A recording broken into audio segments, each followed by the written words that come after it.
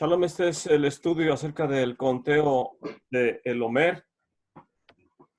Este es el programa Los Días del Mesías. Mi nombre es Edgar Ramos y me da gusto que estén acompañándome en este estudio del conteo de el Omer.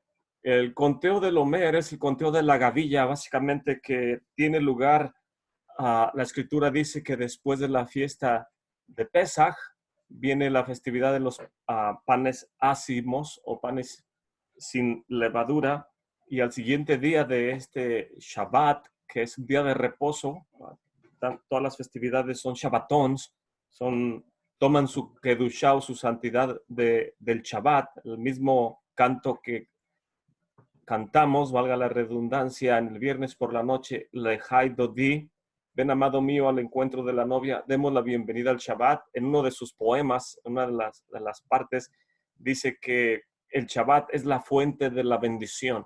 Entonces, recordamos que el Eterno, cuando creó todas las cosas, la primera vez que escuchamos la palabra santidad o Kedushá en hebreo, no se refiere a ninguna persona. La Torá, los 5 libros de Moshe, el Pentateuco, nunca menciona nuestro Padre, bendito sea su nombre, a ninguna persona que sea santa. Lo primero que menciona es en el libro de Bereshit, en Génesis capítulo 2, donde dice que santificó al día de reposo. Eso quiere decir que después de haber hecho toda su obra creativa, el Eterno descansó de lo que tenía planeado crear y le implantó de su santidad, de su Kedushá, al día de reposo. Quiere decir que nos dio un descanso cronológico en el tiempo. Y después, la segunda vez que escuchamos que habla acerca de Kedushá es precisamente cuando Moshe anda caminando en el monte Moría, lo que se conoce como el monte Sinaí, que en la mente judía es el mismo lugar. Y estando ahí, le dice el Eterno, quita el calzado de tus pies, porque la tierra, la Adamá que estás pisando es santa. Y la tercera vez es cuando el Eterno nos da el mandamiento, donde dice, me construirás un santuario, un mikdash. Y vemos que en la palabra mikdash está implícita la palabra, el verbo santidad, la palabra kedusha, mekadesh, un lugar de santificación. Y esto ocurre después de que el pueblo de Israel construimos el becerro de oro. Desgraciadamente vinieron muchas calamidades, pero la única manera en que el Eterno podría volver a reunirse con nosotros, dijo el rey Salomón, si el cielo de los cielos no te pueden contener, ¿qué puedo construir yo? Una habitación donde tú puedas morar. El Eterno dice, es necesario que así sea, porque la única manera en que yo me reuniré con ustedes es en un lugar donde mi santidad pueda habitar. Construyanme una casa temporal. Y construyeron el Mishkan, después el santuario, que es el lugar que él escogió o ha escogido para encontrarse con nosotros. Entonces, es la palabra santidad cuando aparece. Y después de celebrar Pesaj, esta Kedushá que tienen las festividades, que la toman del Shabbat, el día de reposo, es muy importante porque ahora nos manda la Santa Escritura, nuestro Padre, que hagamos un conteo de la gavilla. Y a este conteo que inicia contando la gavilla de grano pobre, o grano que principalmente sirve para alimentar a los animales, el grano de cebada, después se va transformando en la cosecha del grano de trigo durante el conteo de estas 7 semanas. Entonces ocurre literalmente una transformación del grano. El grano que era muy pobre, muy sencillo, que es básicamente alimento de las bestias, de los animales del campo, ahora lo vamos a ir dejando de consumir durante la primera semana, para después comienza la cosecha de trigo y en Shavuot presentamos una ofrenda que se le llama el Shtei Halechem, las 2 piezas enormes de pan que un Cohen tenía que levantar las 2 piezas junto con un cordero y hacer la tenufa, que es ondearlo, como cuando ondeamos el lulav y el etrog en Sukkot. Entonces, Shavuot le conocemos es la conclusión. En el idioma hebreo le llamamos atzeret, la conclusión. El atzeret de Pesaj es precisamente Shavuot. En otras palabras, Pesaj no termina hasta Shavuot, que es conocido como Pentecostés. Entonces, esta es el conteo de las 7 semanas, una grande responsabilidad para todos los creyentes y un día o unos días sumamente llenos de potencia, una grande oportunidad de transformar nuestras vidas, de transformar nuestro entorno, y con esto que estamos viviendo todas las familias de la tierra, es una grande oportunidad para levantarnos con poder y autoridad, tomar esto como un descanso, un momento de intimidad con nuestra familia, meditar nuestros caminos, hacer los cambios necesarios, arrepentirnos sobre todas las cosas, de toda transgresión que hayamos hecho contra el cielo, contra nuestro Padre, contra su Mesías, contra el pueblo de Israel, contra la tierra de Israel, contra todo lo que está impregnado de santidad. Tenemos que tener una nueva perspectiva. El conteo del Omer nos ayuda a hacer esa purificación. Bendito sea nuestro Padre que nos permite hacer este conteo. El calendario, como el calendario secular, así también el calendario bíblico, nos enseña acerca de estas cosas. Pero antes de hablar del calendario, quiero leer la oración por el conteo del Omer que viene. Lo voy a leer del Sidur. En el Sidur viene en la página 295, el libro de oraciones, y hay una oración inicial que dice: en aras de la unificación del santo, bendito es, y de su presencia con temor y amor, para unificar el nombre de Yud-Kei con la Vav-Kei en perfecta unidad, el nombre de todo Israel. He aquí que estoy listo y dispuesto a cumplir con el precepto del conteo del Omer, de la gavilla, como está escrito en la Torá. Y habrás de contar para ustedes desde el día siguiente del día de reposo, desde el día en el que trajiste la ofrenda mecida del Omer, 7 semanas completas, hasta el día posterior a la 7ª semana, habrás de contar 50 días. Y entonces ofrendarás una nueva oblación para el Eterno. Que el deleite de mi Señor, nuestro Elohim, esté con nosotros, y que nos establezca Él en la obra de nuestras manos, que en la obra de nuestras manos Él nos establezca. Entonces, el cumplir este mandamiento de contar el Omer, la gavilla, porque el Eterno así nos lo pone en su escritura. Y ahora vamos a ver al final de este estudio cómo también el Mesías, después de haber resucitado y vencido a la muerte, le dice a los talmidim, a sus estudiantes, no salgan de Jerusalén hasta que sean llenos de poder de lo alto. En otras palabras, el camino del conteo del Omer es lo mismo que de la resurrección a el monte del templo cuando es dado el Ruach HaKodesh. La Shekinah, el Espíritu regresa literalmente. Y básicamente es este conteo que tenemos que hacer. El calendario son 12 meses. 12 meses de el calendario. Aquí le tengo una ilustración. Nisan, Iyar, Sivan, Tamuz, Ab, Elul, Tisri, Hesvan, Kislev, Tevet, Shivat y Adar. Son 12 meses, y en otra gráfica voy a ilustrar un poco acerca del conteo del Omer. Pero lo que quiero ilustrar principalmente es que tengamos la perspectiva que el calendario bíblico cuenta con 12 meses. Hay personas que se les dificulta en su manera de seguir el estudio de la Torah a percibir los nombres. Dicen, es que esos nombres no me gustan, hermano. Son nombres que el pueblo de Israel trajo de Babilonia. Pues los sabios de Israel instituyeron el calendario con estos nombres por diversas razones, pero si a usted no le agradan los nombres, puede decir principalmente el mes de Nisan, que es Abib, el mes primero, Iyar es el segundo, Sivan el tercero, Tamuz el cuarto, y así sucesivamente. Solamente requiere un poco más de concentración cuando uno explica y dice en el mes quinto, en el mes octavo, en el mes noveno, que las personas sepan. Y por causa de estudio es más práctico que conozcamos los nombres de los meses para de esa manera estar siguiendo la narrativa. Pero usted puede llamarle por el nombre del numeral, o puede llamarlo por el nombre que le pusieron los sabios de Israel.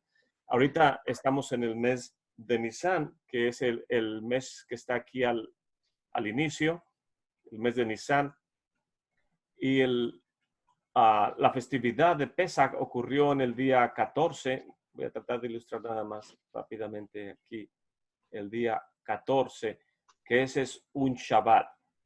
Si estos son Shabbats, por ilustrar de alguna manera práctica, el día 14 es un Shabbat y el día siguiente es panes sin levadura, también es un Shabbat, y el 15, y el siguiente es el 16, es cuando nos está diciendo la Escritura que contemos a partir del día de reposo siguiente 7 semanas, y vamos a contar las semanas, todo el mes de Iyar, que cuenta con 29 días, de acuerdo al calendario estructurado por el pueblo de Israel, que mucha gente desafortunadamente tiene sus reservas en cuanto a lo que los sabios nos han instituido.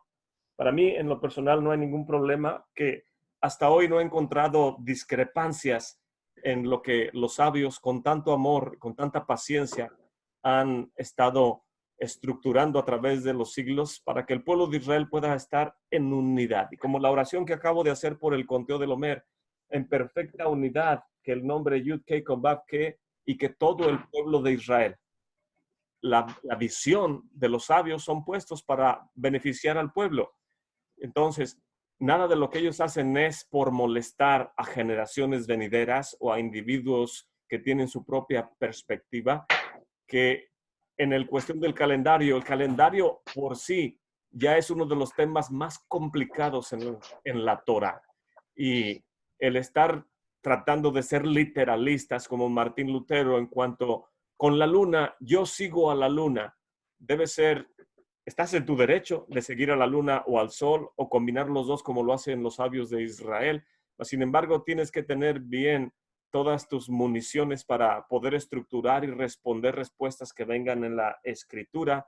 De otra manera, si no puedes respaldar lo que sigues, el pueblo de Israel no seguía de esta manera. Lo que trato de decir que en el pueblo de Israel no existen llaneros solitarios en cuanto a buscar el bien común de la comunidad. Entonces, volviendo al calendario, los sabios de Israel estructuraron que el mes de Nisan va a contar a partir de que el Sanedrín lo estipuló de esa manera, con 30 días. Voy a poner aquí 30, el siguiente 29. Sivan también tiene 30, Tamuz 29, tiene 30, y Elul también tiene 29. Tisri tiene 30, y Hezban y Kislev creo que son los dos meses que son modificables para beneficio del calendario. Y Adar tiene 30, Shiva tiene 29 y Tebet tiene 30. Entonces, de esta manera vamos a poder ir aprendiendo. Pero para este caso, Nisan, en el conteo del Omer, tenemos aquí el día 16, que es cuando inicia el conteo del Omer. Pesach se celebra el 14, que el Mesías fue puesto en el madero entre las 2 tardes. Al siguiente día se celebra panes sin levadura por 7 días, del 15 en adelante. Y 3 días después, 15, 16, el Mesías es puesto en la tumba el 15, 16, el día 17, él se levanta de entre los muertos. Entonces, independientemente que el 17 sea lunes, miércoles, viernes, etcétera, para la perspectiva bíblica es irrelevante, porque el Eterno está mandando a su Mesías que cumpla con las festividades de Levítico 23. Cuando el Eterno le está dictando Levítico 23 a nuestro maestro Moshe, créanme que lo que menos le importa a nuestro Padre, bendito sea su nombre, es que si va a caer en martes o en miércoles o en viernes, en domingo, etc. Aquí el punto es cumplir con las festividades, y el Mesías nunca se preguntó, ¿lo haré en miércoles para que no haya controversia si cae la resurrección en Shabbat o en domingo, o lo haré en martes mejor para que no quepa lugar a dudas? A él no le interesaba ese tipo de cosas irrelevantes. Lo que él vino a cumplir Levítico 23 dice, seleccionarás desde el día 10 un cordero macho de 1 año sin defecto, lo examinarás por 4 días, el 14 lo sacrificarás. El día 15 celebrarás los panes sin levadura, donde no hay pecado en tu casa, y el día 16 estás preparado para el día 17 a recibir Bikurim, que es los primeros frutos.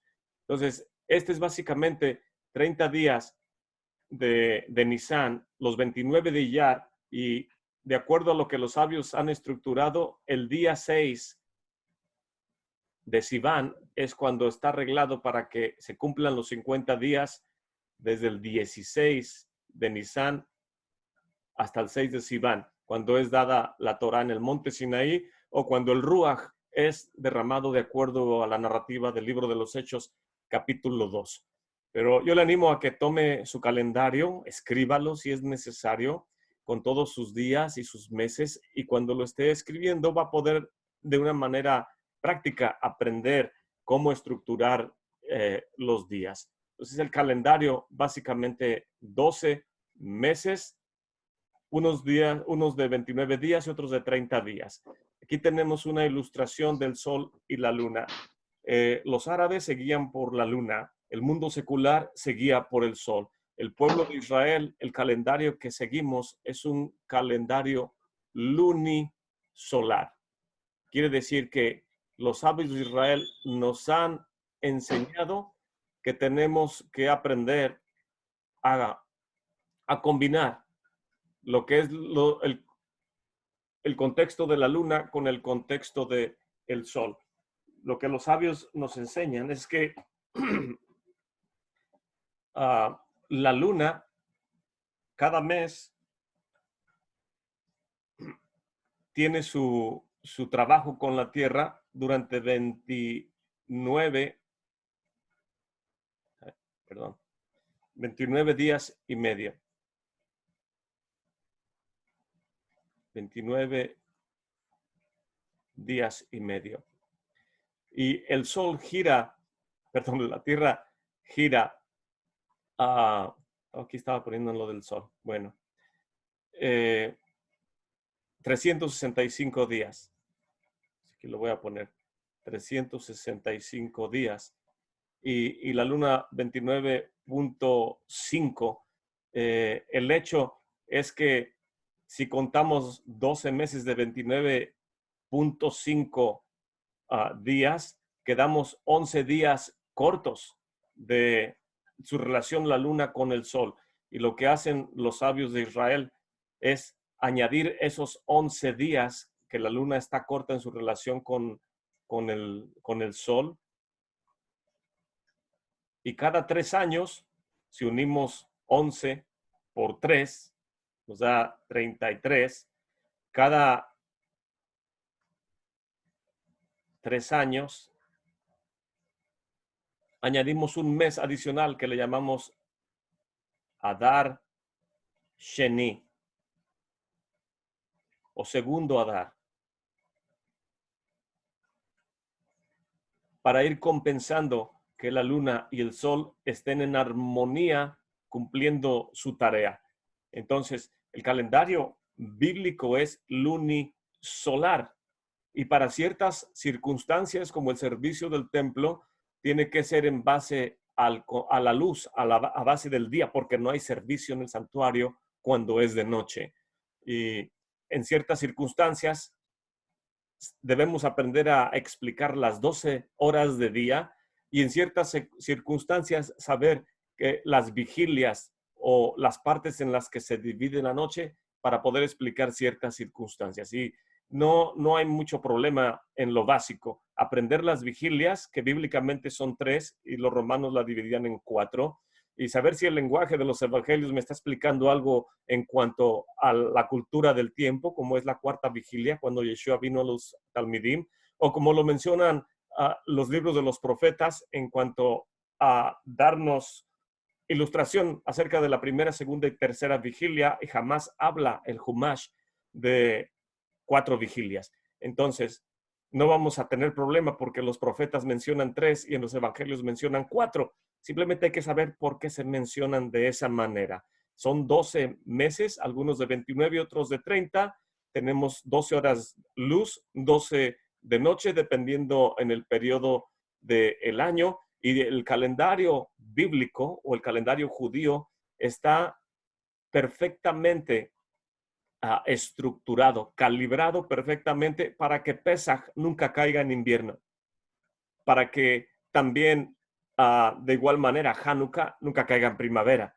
Entonces todo tiene que estar bien estructurado. Si alguna persona dice es que yo sigo a la luna y tu año de 350 días está corto, tienes que saber explicar cómo van a suceder todas las festividades durante el año, porque aunque en tiempos del templo los testigos que estaban en las cimas de los montes esperando ver a la luna para poder proclamar el mes que iba a iniciar, antes de poder proclamar Rosh Hodesh, tenían que venir delante del Sanedrín.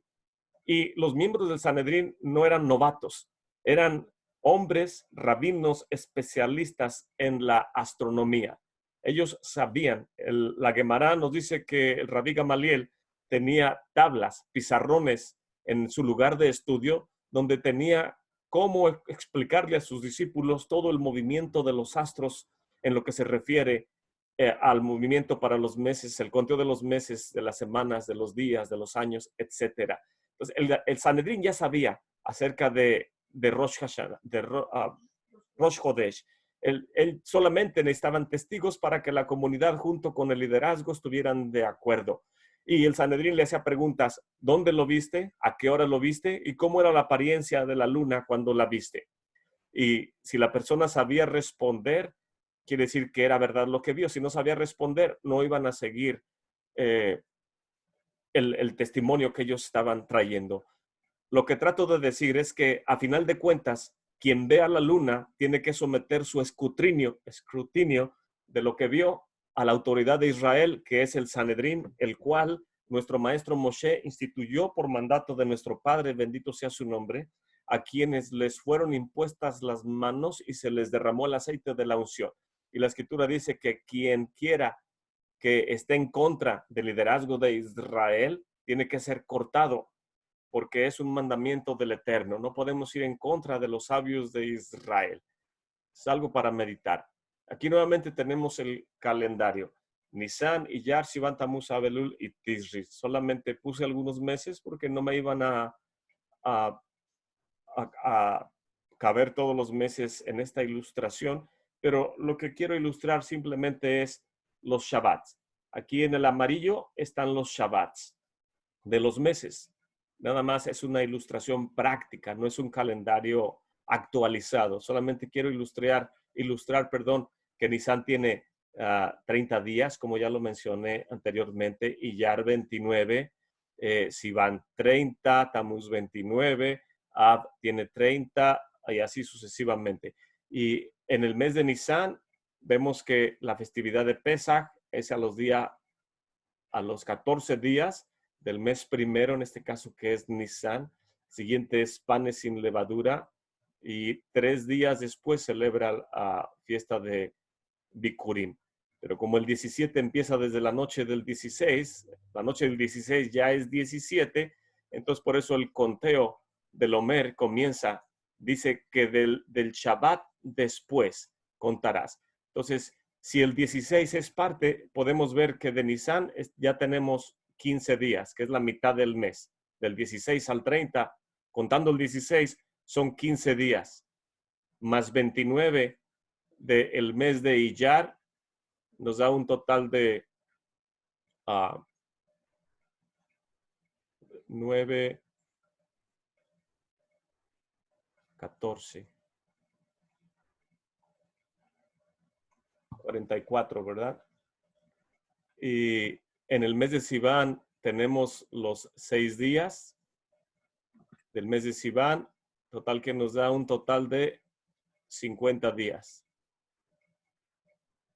Entonces contarás 7 semanas a partir del día de reposo, 7. Y cuando se cumplan las 7, al día siguiente, esto significa que el cumplimiento de las 7 es en el 5 de Sivan, y al día siguiente celebrarás Shavuot o Pentecostés. Entonces, por eso todos los calendarios ya calibrados por los sabios de Israel están estructurados bien calibrados por cientos de años para que todo tenga un orden. Y de esa manera, si estructuramos o calibramos el calendario de esta manera, Nisan va a ser siempre en la primavera. En este caso, Shavuot será siempre en el mes de Sivan, en el día 6. Aquí voy a poner Shavuot. Shavuot, que también es conocido como Pentecostés. Y eso nos va a ayudar para que en el mes de Elul, que son 40 días de Teshuvah, desde el 1 de Elul hasta el día 10, que es Tisri, Tisri 10, que es Yom Kippur, son 40 días de arrepentimiento, pero si estructuramos y calibramos el calendario correctamente, siempre Tisri 1 y 2 va a ser Yom Teruah. Tisri 10, voy a poner aquí Yom Teruah, o el día del sonido del shofar, o Rosh Hashanah, inicio de año, y de esa manera el día 10 es Yom Kippur, el día de la expiación, y del día 15 al 21, podemos ver aquí, es tiempo de Sukkot.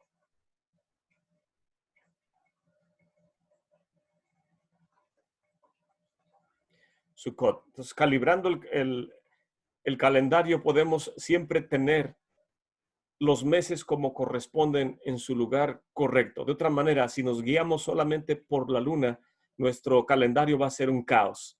Y si nos guiamos nada más por el sol, nuestro calendario va a ser un caos. Tenemos que guiarnos de acuerdo al calendario bíblico, saber contar los días, los meses y los años, porque el Mesías mismo dio testimonio yendo al madero el 14, siendo puesto en una tumba el 15, levantándose el 17, y del 16 al 6 de Sivan le dijo a los talmidim, no salgan de Jerusalén hasta que sean llenos de poder de lo alto. Y todos estaban en el templo como deberían de estar, en el lugar correcto, esperando la celebración de Shavuot, cuando nuestro Padre, bendito sea su nombre, por el mérito del Mesías, envía el Ruach HaKodesh, la Shekinah, envía la restauración como lo había prometido, de esa manera instituyendo una quejilá escatológica, una congregación escatológica. Suena sumamente erróneo decir la iglesia escatológica, no existe tal cosa, es una quejilá, es un grupo de reunión, el pueblo de Israel restaurado a partir de la venida de la Shekinah por medio del mérito del Mesías, y eso es lo que se celebra en Shavuot, que es no solamente conmemoración de la data de la Torá en el monte Sinaí, sino es también la restauración del Ruach HaKodesh, que se había tenido que alejar por causa de nuestras transgresiones y que por el mérito del Mesías ahora es restaurado en parte, porque en parte conocemos y en parte profetizamos, pero cuando venga lo perfecto, entonces conoceremos como fuimos conocidos. Por ahora, solamente en parte, el reino viene y nos imparte de su perfección para que podamos tener las herramientas necesarias hasta el día de la restauración de todas las cosas. Entonces, este es el calendario. Yo le animo a que de una manera muy enfática usted se aprenda los meses del calendario. Tenemos dos calendarios, básicamente el civil y el calendario religioso. El calendario civil comienza con el mes de Tisri, que está aquí en esta gráfica al final, que es entre septiembre y octubre. Y si se aprende el calendario civil, que es el que usamos cuando estudiamos el libro de Génesis o Bereshit, comienza con precisamente el calendario en Tisri. Entonces, apréndase los 6 meses, Tisri, Hesvan, Kislev, Tevet, Shivat y Adar. Esos son los 6 meses. Y los que vienen en la primavera son Nisan, Iyar, Sivan, Tamuz, Av y Elul. Y de esa manera lo va a poder rotar, va a poder decir el calendario religioso comienza con Nisan. Nisan, Iyar, Sivan, Tamuz, Av, Elul, y luego Tisri, Hesvan, Kislev, Tevet, Shivat, Adar. O viceversa cuando quiere usar el calendario religioso. De otra manera, si usted dice, no me gustan los nombres y se quiere aprender el mes primero, el mes segundo, el día tercero del calendario civil, en relación al mes cuarto del calendario religioso, es un poco más complicado, pero puede hacerlo si a usted así le place aprenderse los meses del calendario. Pero es sumamente importante esta herramienta, poder aprendérnosla para el estudio de la escritura. El Omer. Y se habrán de contar desde el siguiente del Shabbat, desde el día en que ofrecieron el Omer de la ofrenda mecida, 7 semanas cumplidas serán, hasta el siguiente de la semana séptima. Está diciendo al siguiente del Shabbat, está diciendo el día siguiente del cumplimiento de las 7 semanas, contarás 50 días. Ese día será tu 50 y ofrecerás una nueva gavilla, en este caso de trigo, los 2 panes, el Shtei Halechem, que ofrecemos en la festividad de Shavuot, que es Pentecostés. Entonces, claramente nos dice este pasaje de la Escritura que ya leí al inicio, que es el día siguiente del cumplimiento de la séptima semana. 50 días del conteo de el Omer significa también de Egipto a Sinaí. 2 veces al día durante la oración del Shema, al levantarnos y al acostarnos, recordamos que salimos de Egipto.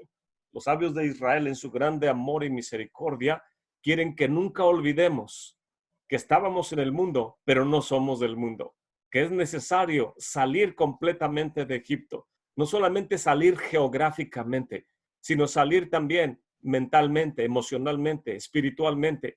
No vale la pena quedarte en Egipto. Cuando las personas retrasan el conteo del Omer diciendo, no, como los saduceos, ellos no creían en el Mesías. Dicen, la Torah no habla de Mesías, no creían en la resurrección de los muertos, porque la Torah no habla de resurrección de muertos literalmente. Entonces, los saduceos no creían en el Mesías y hacían mofa de Yeshua y le preguntaban, maestro, una mujer tenía un esposo y este murió, no le levantó descendencia de acuerdo a la Torá, un hermano tuvo que venir a casarse con ella, etcétera, etcétera, y así fueron varios. En la resurrección, ¿de quién va a ser esposa? Estaban tentándole. Y el Mesías le dice, necios, ignoran el poder de la Escritura e ignoran la resurrección, porque en la resurrección seremos como los ángeles del Eterno. No tendremos cuerpo físico, no nos damos en casamiento. Es por eso que debemos apreciar a nuestra pareja, a nuestra esposa, la esposa al esposo, porque solamente 40 años, 70 los más robustos, es la oportunidad que tenemos en esta tierra de poder tener nuestra esposa, nuestros hijos, poder estar con ellos. Estos tiempos que estamos en nuestras casas son sumamente importantes para amarnos, tolerarnos, conocernos aún más, cumplir los mandamientos, que pueda ver tu esposa en ti al Mesías y que el esposo pueda ver a la quejilá escatológica en la esposa y que nuestros hijos podamos aprender de las 12 tribus de Israel cómo conducirnos con cordura, con modestia, con sabiduría, etcétera, etcétera. Entonces, de Egipto a Sinaí tenemos que aprender este trayecto, la importancia. Los saduceos no creían en esto. Ellos dicen, no está hablando del siguiente día de Pesaj, está hablando del Shabbat semanal. Ellos retrasan la bendición. Los sabios de Israel dicen, no tenemos que retrasar la bendición.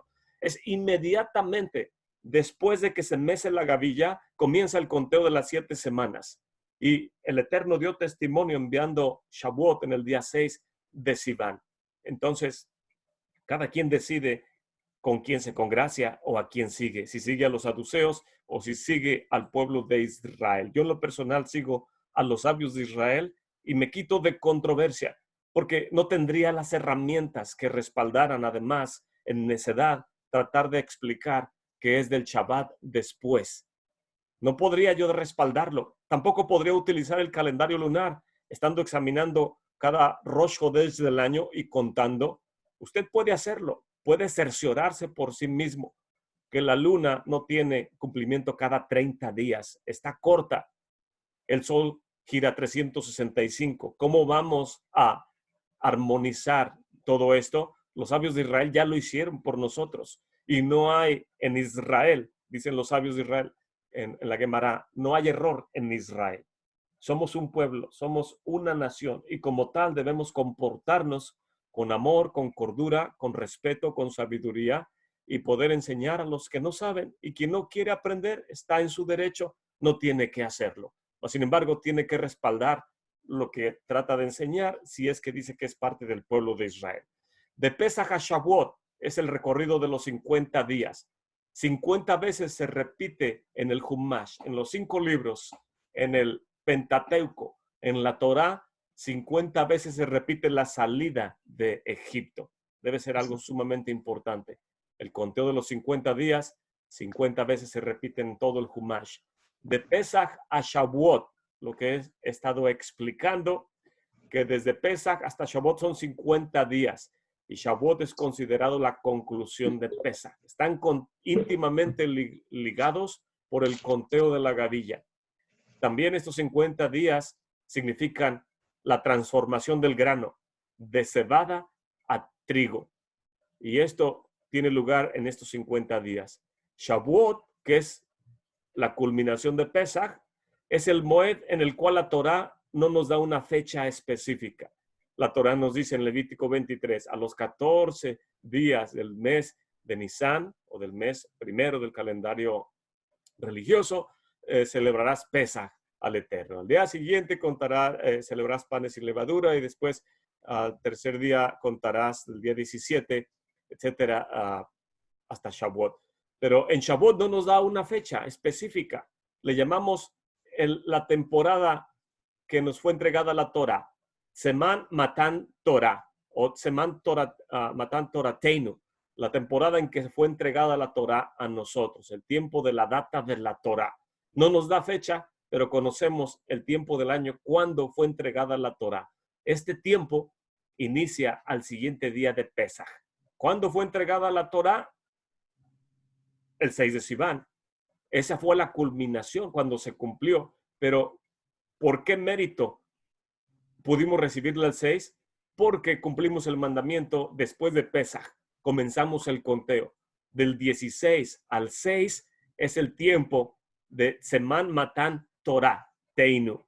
La temporada de la entrega de nuestra Torah comenzó inmediatamente después del Shabbat de Pesach. Entonces, las personas que retardan esta bendición, ¿qué van a hacer con esos días adicionales? Si el conteo de la luna y el conteo de su calendario literal que ellos tratan de respaldar, ¿qué vas a hacer con días adicionales de los cuales el Eterno no nos habla? Mas, sin embargo, si cumples todo en su tiempo, como lo hizo el Mesías fue puesto en el madero el 14, el día 15 en una tumba, la muerte no lo pudo contener. 3 días después, 15, 16, el día 17, se levanta con poder y autoridad. No perdió tiempo en nada. Inmediatamente dijo, no salgan de Jerusalén hasta que sean llenos de poder de lo alto. No pierdas ni un segundo, ni un minuto de tiempo. Y aquí que yo los voy a encontrar en Galilea. Cuando resucite y ustedes sean llenos del poder del Espíritu, voy a encontrarlos en Galilea. Asegúrense de eso. Los creyentes en Mesías no perdemos tiempo. Sabemos el lenguaje del Maestro. Sabemos la santa y bendita Torah. No tenemos tiempo para controversias ni para estar entrando en ese tipo de necedades. Es tiempo que inicia inmediatamente su cumplimiento. El total de las letras de los nombres de las 12 tribus de Israel sobre la placa pectoral del Cohen Gadol nos da una suma de 50 letras. En otras palabras, este periodo de Egipto al Sinaí, de Pesach a Shavuot, de cebada a trigo, de Jerusalén a Galilea, etcétera, etcétera, son 50 días. Y aún las 12 tribus de Israel es un conjunto de 50 letras hebreas sobre la placa y la placa pectoral y las hombreras del Cohen Gadol, que son 50. Es el cumplimiento, es la perfección, es una unidad, es todo el pueblo de Israel en unidad con vista a la venida del establecimiento del reino del Mesías, que sea pronto en nuestros días. De Jerusalén a Galilea. Cuando estuvimos celebrando Pesach, pudimos leer en el libro de Matitiyahu, Mateo 26, del 30 al 32, que estaba el Mesías, y habiendo partido el pan donde se comía el cordero con la matza y con las hierbas amargas, le da a Judas, que está junto a él, y le dice, lo que vas a hacer, hazlo pronto. Y después de esto, toman la tercera copa. No está tomando la primera ni la segunda, está tomando la tercera copa el Mesías, de la cual les dice, después de haber bendecido, cosa que la Torá nunca dice, ¿Dónde vas a bendecir? Entonces los saduceos no creen que se debe bendecir. Los saduceos, lógico, no creen en el Brit Hadashah. Los caraítas tampoco. Nada más creen en los 5 libros de nuestro maestro Moshe. Entonces el Mesías, dando testimonio y respaldando la ley oral y a los sabios de Israel que dicen, el rey David, de acuerdo a la Gemara, tienes que bendecir al mínimo 100 veces el nombre del Eterno, desde que te levantas hasta que te acuestas durante un día. Y parte de estas 100 bendiciones son que cada vez que pones algo en tu boca, dices Baruch atah Adonai. Aquí el Mesías tomó el vino y dijo, Baruch atah Adonai, Eloheinu melech haolam, borei peri hagafen. Y después de haber dicho esta bendición, usted puede decir, pero ahí no dice eso, hermano. La escritura toma por hecho que usted sabe cómo se hacen las cosas. Y no tiene tiempo la escritura para entrar en detalles. Por eso la Torá no entra en detalles. De los 613 mandamientos, la Torá no nos explica cómo cumplir cada uno de ellos, porque eso no lo explica la ley oral. Y el Mesías sabe eso, y los talmidís saben eso. Y cuando escriben estos evangelios o estas cartas, estas epístolas, no entran en mucho detalle porque toman por hecho que usted conoce la ley oral. Y el Mesías, dando testimonio a las palabras de los sabios, él levanta la copa y no pregunta, espero no ofender a nadie por hacer esta bendición que no viene en los 5 libros de nuestro maestro Moshe. Él nunca hace eso, simplemente lo hace porque no hay tiempo que perder y no hay controversia en qué entrar. Y él, después de haber bebido de la copa con sus discípulos, tenían que cantar el Jalel, del Salmo 113 al 118, y dice que después de haber cantado el Jalel, dice, habiendo cantado un himno, salieron al monte de las olivas. Entonces Yeshua les dice, todos ustedes serán escandalizados en mí esta noche, porque escrito está, heriré al pastor y las ovejas de la manada serán dispersas. Mas después de que haya resucitado, iré delante de ustedes a Galilea. Todavía no es puesto en el madero y él está dándoles testimonio. Nos vamos a encontrar en Galilea. La pregunta es, ¿por qué Galilea? ¿Por qué no en Jerusalén? ¿Por qué no en el monte del templo? ¿Por qué no dice, después de resucitar de entre los muertos, voy a estar en el monte del templo celebrando la fiesta de Shavuot, como debemos de hacerlo siempre, como lo hicimos durante miles de años? ¿Por qué Galilea? Otro versículo, Mateo 28, del 8 al 10. Entonces ellas, las mujeres, saliendo del sepulcro con temor y grande gozo, fueron corriendo a dar las nuevas a los talmidim. Y yendo a dar las nuevas a sus talmidim, he aquí que Yeshua les sale al encuentro y les dice, tengan gozo. Y ellas se llegaron y abrazaron sus pies y le adoraron. Entonces Yeshua les dice, no teman, lo dirá, no teman. Vayan y denle las Hadashot Tová, las buenas nuevas a mis hermanos, para que vayan a Galilea y ahí me van a encontrar. Aquí el Mesías claramente le está diciendo a los discípulos que tiene que verse con ellos en Galilea. Vamos a ver por qué. De Jerusalén a Galilea. Para poder entender estos conceptos tenemos que aprender lo que nos dice la Gemara. En el tratado Rosh Hashanah, creo que es en el 31b, donde tomé estas citas, dice la Gemara que la Shekinah, la presencia divina, el Ruach HaKodesh, la Hakma, la sabiduría del Eterno, la Divar, todo lo que es la manifestación de la divinidad, cuando el Eterno creó al ser humano y lo vistió de todos sus atributos, se alejó. La presencia divina, la Shekinah, se alejó en 10 etapas. ¿Cómo sucedió esto? De estar en el templo sobre el arca, sobre la cubierta, la caporet. El arca tenía su cubierta, encima de la cubierta estaban los querubines. La presencia divina estaba 10 tefajim del piso hacia la cubierta, 10 palmos. Ahí se encontraba siempre la presencia divina durante todos los años que estuvo el templo en funciones. Y cuando el pueblo de Israel no se arrepintió, la Shekinah partió de la cubierta del arca hacia arriba, hacia los querubines. Y cuando vio que el pueblo de Israel no se arrepentía de los querubines, se movió hacia la Eden Shetia, la piedra fundamental que está en el Kodesh HaKodashim, el lugar donde vino a encontrar Abraham para poder traer a su hijo Yitzhak, el mismo lugar donde a nuestro padre Jacob puso las 12 piedras para descansar bajo su cabeza y dijo, esta no es otra cosa sino que la casa, Betel, la casa del Eterno y la puerta del cielo. De ahí la presencia divina, cuando el pueblo de Israel no nos arrepentimos, se movió de la piedra fundamental del Eden Shetilla en el lugar santísimo, salió afuera del velo a la Azará, la Santa Azará, que es toda la plazuela o la plaza que rodea el Mizbeach, el altar. Cuando el pueblo de Israel no se arrepintió de la presencia divina de la Azará, se movió encima del altar, al Mizbeach. Y así sucesivamente, del altar se movió al techo del templo. Del techo del templo se fue al muro del templo, que es el perímetro de los 500 por 500 cúbitos de santidad, donde nadie puede entrar con zapatos en esa área santificada. Del muro se movió a Ir Kadosh, Jerusalén, a la santa ciudad de Jerusalén. De la santa ciudad se movió al monte de los olivos. Del monte de los olivos vio que el pueblo de Israel no se arrepentía y se mudó al desierto. En el desierto esperó 6 meses a ver si el pueblo de Israel se arrepentía, y cuando no lo hicimos, cuando no hicimos Teshuvá, de ahí se elevó hasta los cielos. Y dice el libro de Oseas capítulo 5 que la Shekinah solo regresará desde los cielos hasta que el pueblo de Israel hagamos completa Teshuvá.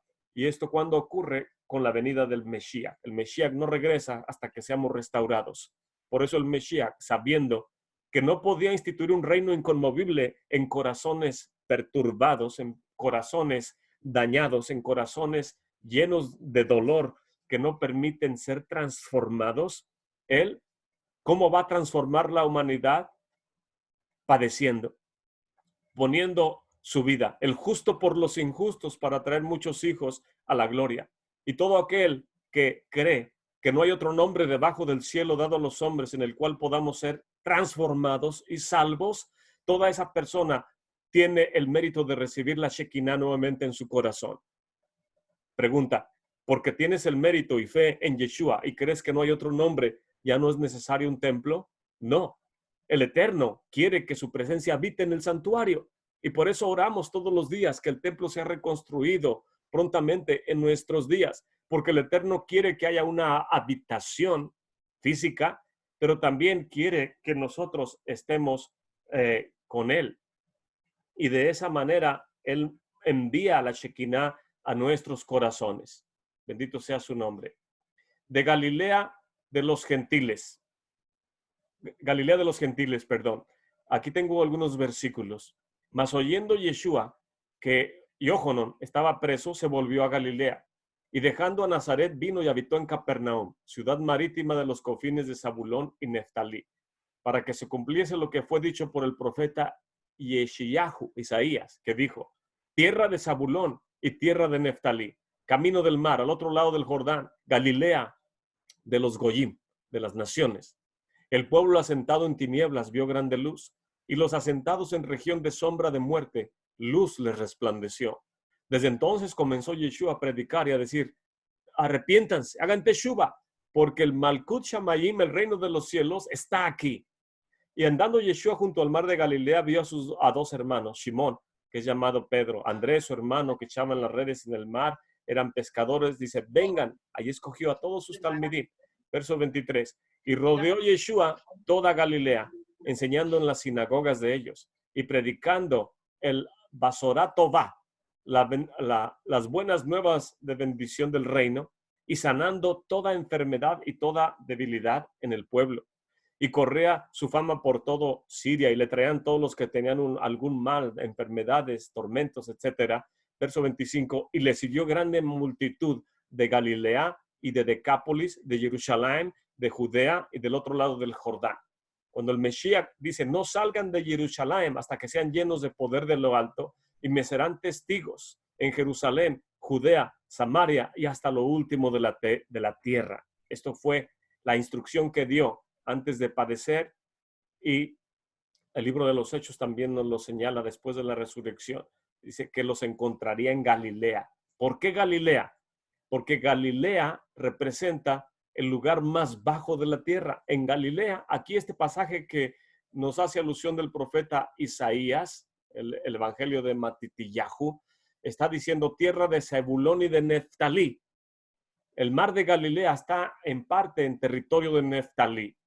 En territorio de Neftalí está Tiberias.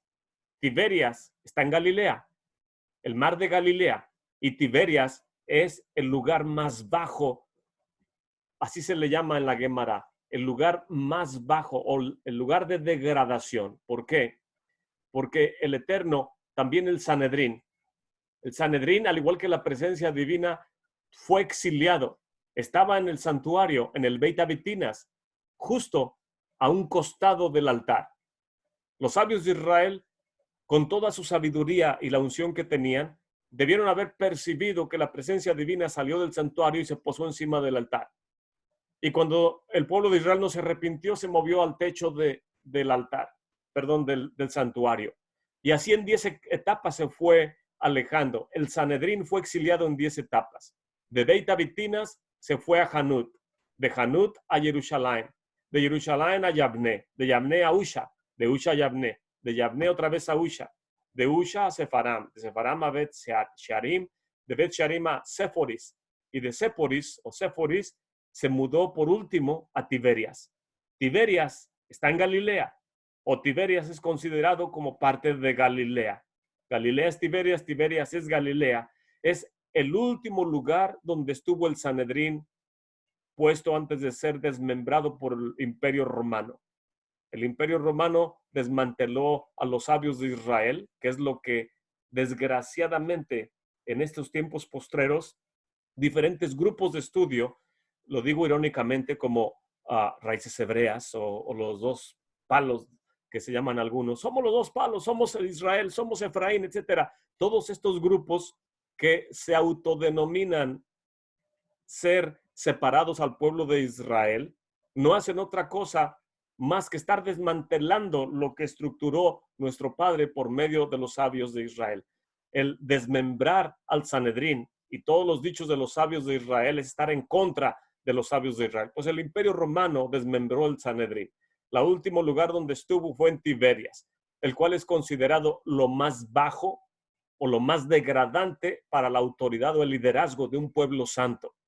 Cuando nosotros rechazamos los dichos de los sabios, la ley oral, estamos queriendo degradar al pueblo de Israel. Esto es inmoral, esto es antisemita, esto es algo en contra totalmente de la comunidad. No podemos decir, soy Israel, y estar en contra del pueblo de Israel. Es algo que no debe existir en medio de nosotros. Y el Mesías dijo, los voy a encontrar en Galilea, ahí donde fue el Sanedrín desmembrado, así como la Shekinah se alejó porque no se arrepintieron, porque tal vez no tenían la estatura espiritual para percibir la importancia de esta salvación tan grande. Y así como los sabios de Israel también no supieron entender que había una salvación y un salvador y fueron llevados a lo más bajo, el Mesías dice, yo vengo a ser Tikkun.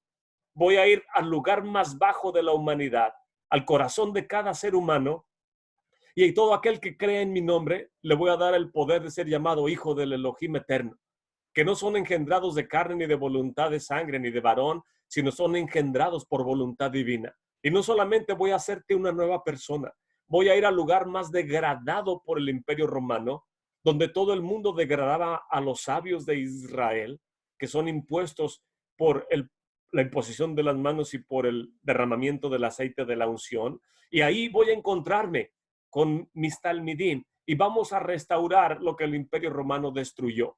Y cuando el Mesías viene, escoge a sus 12. Ahí en Galilea, en Tiberias, y comienza a decirle, Pedro, sígueme. Matitillahu, sígueme. Vengan conmigo. Después de la resurrección, durante 40 días les anunció, no salgan de Jerusalén hasta que sean llenos de poder de lo alto. Y cuando sean llenos de poder, nos vamos a encontrar en Galilea. Galilea es la cúspide de los 50. Comenzó el sufrimiento en Betania, Bet-Oni, en la casa de aflicción. Y de ahí tuvo el Pesaj con sus talmidim, de ahí fue tomado cuando Judas lo entrega, de ahí se cumple todo lo que usted y yo ya conocemos, resucita al tercer día y después le dice que se encontrará con ellos en Galilea. Dice la Gemara en el tratado Rosh Hashanah que toda la salida de la Shekinah y del Sanedrín, que fue en 10 etapas las dos, es en base a lo que dice el profeta Isaías. Caíste muy abajo el pueblo de Israel. Y lo dice con dolor, créame. Sacúdete del polvo, levántate, siéntate, Jerusalén. Suéltate de las ataduras de tu cuello, oh cautiva de Sión. En otras palabras, de acuerdo a este pasaje de Isaías 52:2, el Mesías viene a levantar al pueblo de Israel. Viene a instituir una quejilá escatológica, una quejilá que no se separa de la comunidad de Israel, sino que como el Mesías sustenta a su quejilá, la cuida, porque es parte de su carne, de sus huesos y de todo su ser, así como el hombre debe cuidar a su esposa. Galilea de los gentiles. Es la institución del reino. Dice Hechos capítulo 1 del verso 6 al 8. Entonces los que se habían juntado le preguntaron diciendo, Adón, Señor, ¿restituirás el reino a Israel en este tiempo? Y él les dice, no es ustedes saber el tiempo, las sazones que el Padre puso en su sola potestad, mas recibirán el poder del Ruach HaKodesh que vendrá sobre ustedes y me serán testigos en Jerusalén, Judea, Samaria, hasta lo último de la tierra. En el siglo primero, como ya lo expliqué, Galilea era conocida Galilea de lo más bajo, de las naciones. Ahí estaban las 10 ciudades, Decápolis, 10 ciudades romanas. Ir a Galilea, en el lenguaje del maestro, es ir a lo más bajo, ir a las 10 naciones romanas. Entre tanto, dice Juan 4:31 al 35, los talmidim le rogaban diciendo, Rabí, come. Y él les dijo, yo tengo una comida que comer que ustedes no conocen. Entonces los talmidim decían uno al otro, ¿se le habrá traído a alguien de comer? Y les dice Yeshua, mi comida es que haga la voluntad del que me envió y que acabe su obra. ¿No dicen ustedes que hay 4 meses para la cosecha? He aquí que les digo, levanten sus ojos, miren los campos, porque ya están listos para la cosecha. Esto lo dijo en Shavuot. Es el cumplimiento de Pesaj, porque de Sivan hay 4 meses para Tisri. Cuando se cosecha la cosecha, se separan las ovejas de los cabritos. Pero eso lo vamos a ver más adelante, con el favor del Eterno. Por lo tanto, 1 Corintios 15:20 al 26 dice, mas ahora el Mesías ha resucitado de entre los muertos, primicia de los que durmieron es hecho. Porque por cuanto la muerte entró por un hombre y también por un hombre la resurrección de los muertos, porque de la manera que en Adán todos mueren, también en el Mesías todos serán vivificados. Mas cada uno en su orden, Mesías, Bikurim, y después los que son del Mesías en su venida, Shavuot, y después viene el fin, cuando entregará el reino a Elohim, el Padre, y cuando quitará todo imperio, toda potencia y toda potestad, porque es necesario que él reine hasta poner a todos sus enemigos debajo de sus pies. Y el último enemigo que será deshecho será la muerte. De Jerusalén a Galilea. Entonces Yeshua les dice, todos ustedes serán escandalizados de mí esta noche porque está escrito, heriré al pastor, ya lo leímos ese versículo, las ovejas serán dispersas. Y juntándolo les mandó que no salgan de Jerusalén, sino que esperasen la Haktajá Shel Abba, la promesa del Padre, que no es la venida del Ruach. El Ruach es parte de la restauración, pero no es la plenitud. La restauración completa es un reino inconmovible. También dice, no está aquí, ha resucitado, como dijo, vengan, el lugar donde fue puesto el Señor, e id pronto, díganle a sus talmidim que ha resucitado y va delante de ustedes a Galilea. Ahí les va a ver como él se los dijo. Ya leímos estos versículos. Entonces, de Jerusalén a Galilea son 50 días. El número 50 también está reflejado en la menorá. 7 brazos. 7 por 7 son 49. Y los sabios de Israel que estructuraron el libro de oraciones, cuando hacemos la oración por el conteo del Omer, dice, hagas la oración cada noche. Bendito eres tú, Adonai Eloheinu melech haolam, quien nos ha santificado con sus preceptos y nos ha ordenado lo concerniente al Sefirat HaOmer, al conteo del Omer. Y después viene el Salmo 67. Dice, para el director, un salmo, un cántico sobre Neginot. El Salmo 67 son 7 versículos. Es una menorá. Ahorita vamos a ver. Pero 7 brazos de la menorá. 7 versículos por 7 brazos son 7 por 7, un total de 49. Es propio en el conteo del Omer poder decir el Salmo 67. También decimos el canto o la oración Ana de Koach, porque también son 7 versículos en los cuales están incrustados 42 nombres codificados del Santo. Bendito es su nombre. Es un salmo poderoso, con una oración poderosa acompañándolo, haciendo la restauración de cada alma y de cada miembro de la comunidad de Israel. Aquí tengo una ilustración que tomé de un sidur, y en este sidur, en el Salmo 67, viene como los sabios de Israel nos enseñan que el rey David, en su escudo, que se llama el Magen David, el escudo de David, en su escudo el rey David tenía esta menorá, tenía incrustada, no sé si tallada o labrada o cómo la haya puesto el rey David, pero tenía el Salmo 67, tenía la menorá, porque esta es una oración poderosa, el Salmo 67 y la menorá. Esta era la luz del Mesías. El Mesías, que es la luz es el Mesías. Y el rey David, que es el Mesías, es el Mesías de Israel, representa por excelencia la luz o la unción del Eterno, estableciendo un reino inconmovible. Tenía este salmo en su escudo. Y este Salmo 67, no sé si usted recuerda, ya hemos explicado en otras ocasiones que hay un estilo de estudiar que le llamamos Advash en hebreo, pero en español tiene otro nombre peculiar, a ver si recuerdo ahorita cómo le llamamos. El caso es que la parte intermedia es el mensaje principal. Se forma como un tipo sándwich, un emparedado. Y en este Salmo 67 podemos ver que el versículo inicial es igual al versículo final. El segundo es igual al versículo antepenúltimo y el tercero es igual al tercero antes del final. Pero el mensaje principal está en el medio. Esto es lo importante. Alégrense, gócense todas las naciones. Es lo que hemos estado viendo, el mensaje del Mesías. Alégrense y gócense todas las naciones cuando juzgues a los pueblos con equidad y pastorearás a las naciones en la tierra. Por eso Galilea representa un círculo. Gilgal, es un círculo. El Mesías quiere traer bendición a toda la tierra, porque nuestro Padre, bendito sea su nombre, hace llover sobre justos e injustos, sobre todas las naciones de la tierra. Mas, sin embargo, ¿cómo llegar a este contexto de alegría, de gozo de todas las familias de la tierra? El rey David en este Salmo 67 dice al vencedor, el Mesías, él es el vencedor, el Neginot, un salmo de canto, de canción.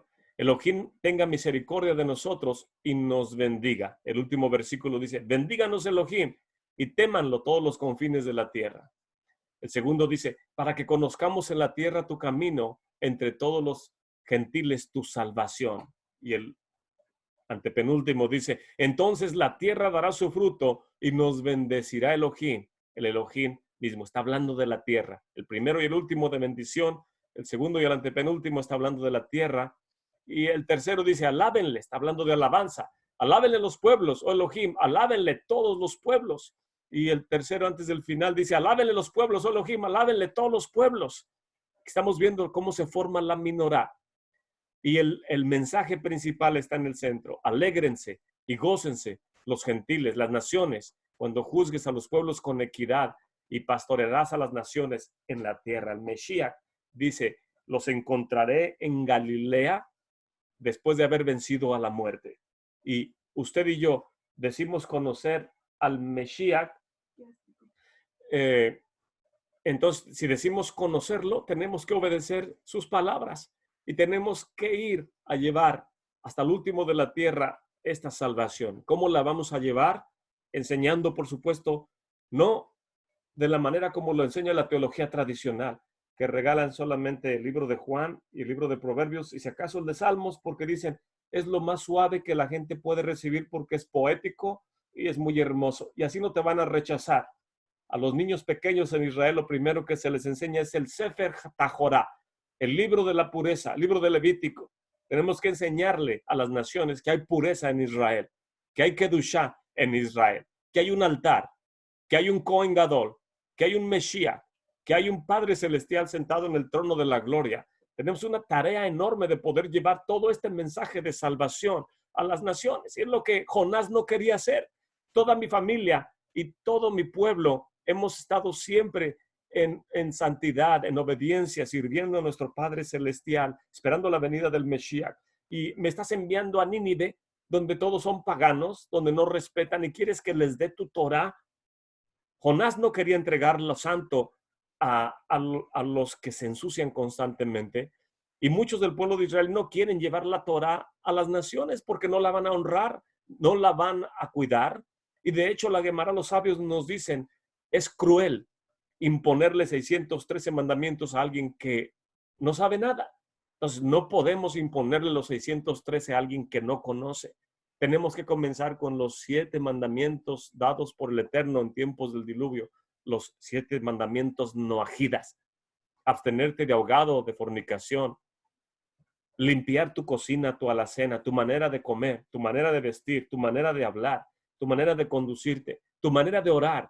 Todo esto es parte de la restauración y del proceso de Jerusalén a Galilea, o del proceso de Pesach a Shavuot.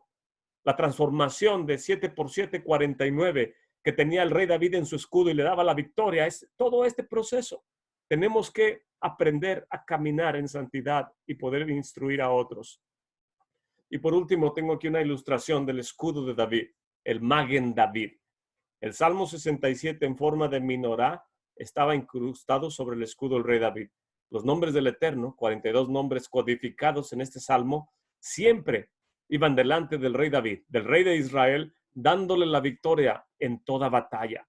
Y es lo que el Mesías dice: acompáñenme a vencer la muerte en medio de las naciones. La victoria del Mesías, el escudo de David, el escudo de Abraham, que es Yeshua HaMashiach, va delante de nosotros y quiere que lo encontremos en Galilea.